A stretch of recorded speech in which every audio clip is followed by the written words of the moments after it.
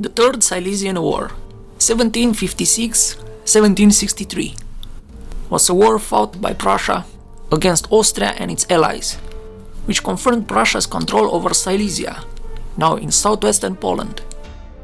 The war took place in Silesia, Bohemia, and Upper Saxony as part of the 7 Years' War. It was the final conflict in a series of 3 Silesian wars between Prussia and Austria, all of which were won by Prussia.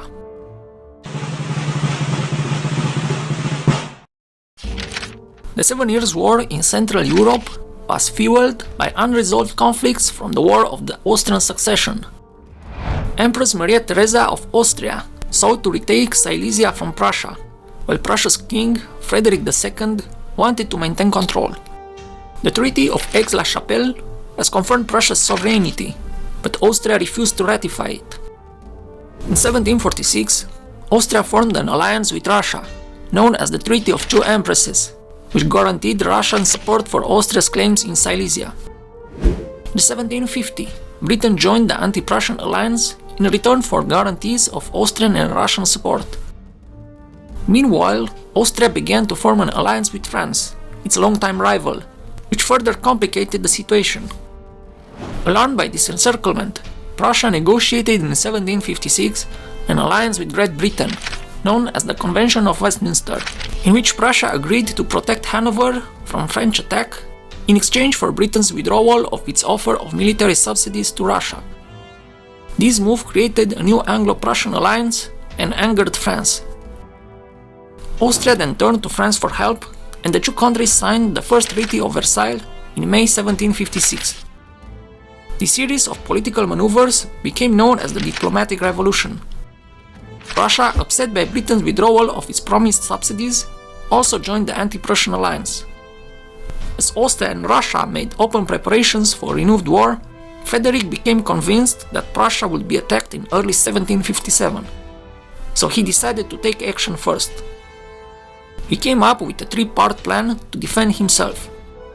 First, he would occupy Saxony, a neighboring region, to gain control of its army and treasury. Next, he would move into Bohemia, where he could set up winter quarters and get supplies from Austria. Finally, he would invade Moravia from Silesia, capture the fortress of Olmütz, and march on Vienna to end the war. To carry out his plan, Frederick divided his army into 3 parts. He left 20,000 soldiers in East Prussia to defend against a possible Russian attack, and another 25,000 in Silesia to protect against attacks from Moravia and Hungary. With his main army of 60,000, he personally led the invasion of Saxony in August 1756, starting the Third Silesian War. Frederick hoped that Britain would provide financial support and sent a naval fleet to the Baltic Sea to protect Prussia's coastline from Russia. Prussian troops crossed the Saxon frontier on 29th of August 1756. The Prussians marched in 3 columns, with Frederick at the center, and quickly took control of the Saxon capital Dresden on September 9th. The Saxon army was forced to surrender, and its men were incorporated into the Prussian army. The Prussians then invaded Bohemia, a region in what is now the Czech Republic, and fought an inconclusive battle at Lobositz on October 1st. Despite being unable to defeat the Austrians, Frederick prevented them from joining forces with the Saxons.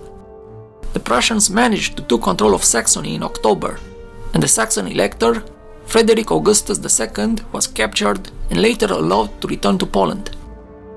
Over the winter of 1756-1757, the belligerents worked to secure their alliances and coordinate their strategies.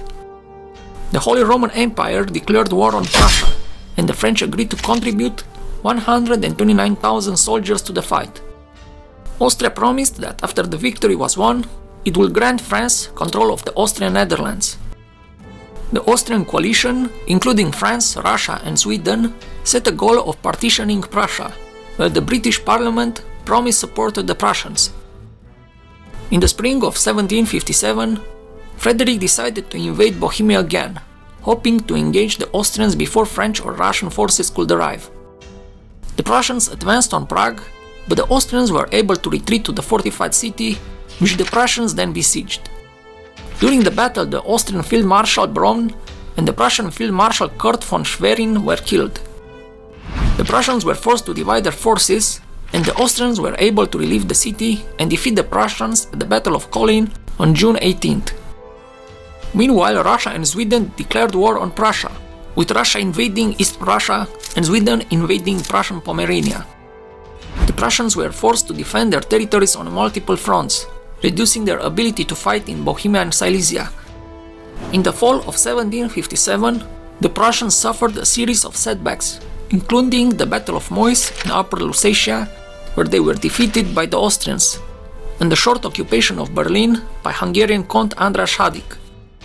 Hanover and British Army of Observation surrendered to France, further exposing Prussia's western flank.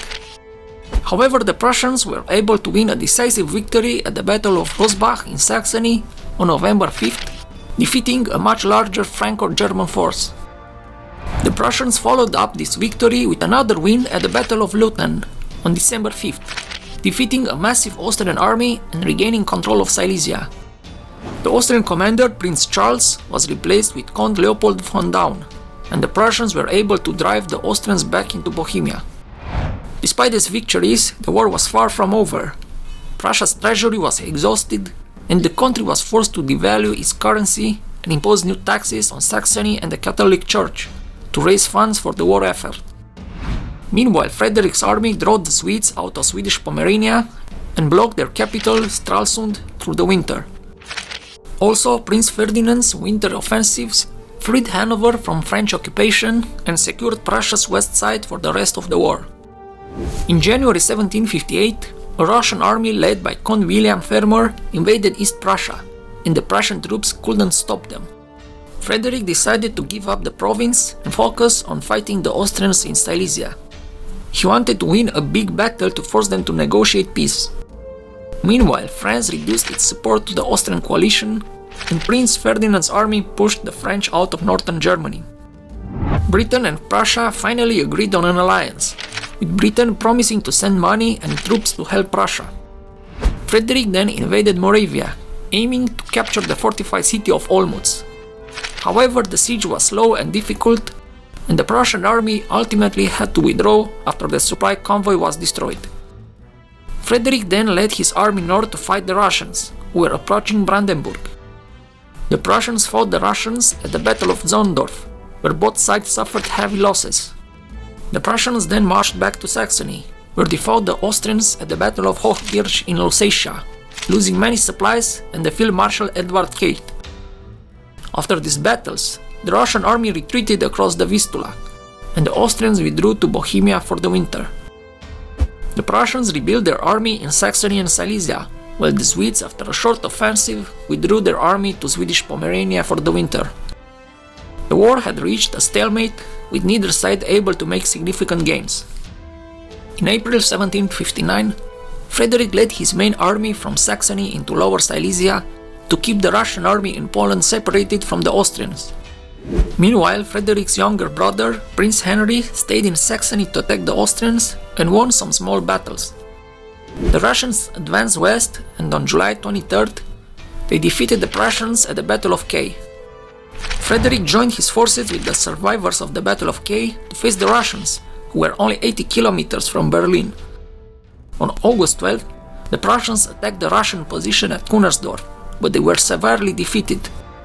The Russians and Austrians could have occupied Berlin if they knew that Frederick has no more troops in the region.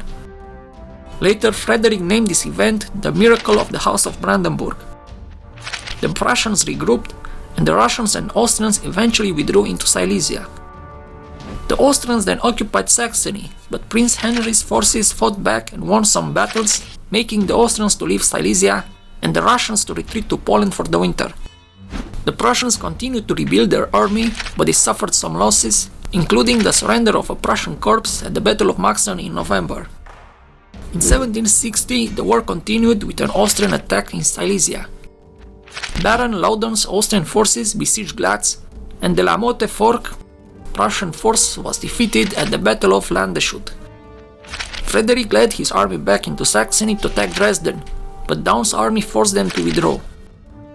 The Austrians then took Glatz, Liegnitz and Paschwitz, and Frederick's army was attacked by Lauden's corps at the Battle of Liegnitz, but they managed to win.